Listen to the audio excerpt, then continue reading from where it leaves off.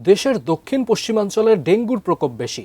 সরকারি হাসপাতালে চিকিৎসা নিতে গিয়ে নানা ভোগান্তিতে পড়ছেন রোগী ও স্বজনরা।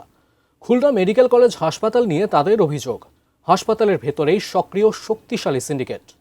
টাকা না দিলে মেলে না বেড কিংবা চিকিৎসা সেবা। খুলনা বিভাগীয় প্রতিনিধি মোহাম্মদ অসীমের তথ্যচিত্রে ডেস্ক রিপোর্ট।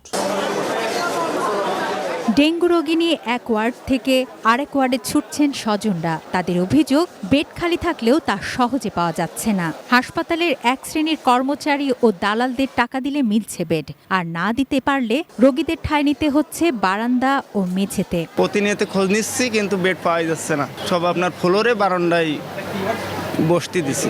কালকে এখানে ঢুকেছি, আমাকে 300 টাকা দিয়ে ঢুকতে হয়েছে। বেড নিতে গেলে 200 টাকা দিতে হচ্ছে আমাদের। ঠিক আছে, ট্রলি নিলেও 100 টাকা করে দিতে হচ্ছে। যদি টাকা দিই তাহলে বেড পাওয়া যাচ্ছে, না হলে বেড পাওয়া যাচ্ছে না। ব্রেকিং নিউজ, এয়ারটেল এখন সার্কেল। শুধু বেড পাওয়া না পাওয়া নিয়ে নয়, অভিযোগ হাসপাতালের ব্যবস্থাপনার নাজুক অবস্থা নিয়েও। হাসপাতালের পরিচালক না থাকায় বেপরোয়া হয়ে উঠেছে অসাধু সিন্ডিকেট। এই যে স্বাস্থ্য ব্যবস্থা যে হাহাকার, সেটা স্পষ্ট।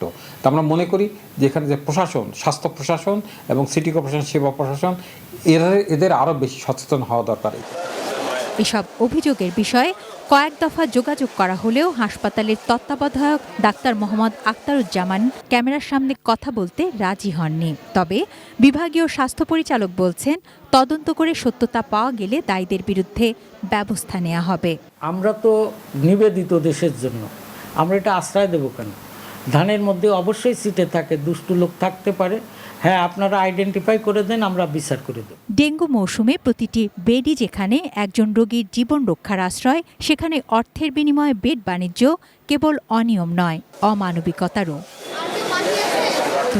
তনু, ডেস্ক রিপোর্ট, এটিএন নিউজ।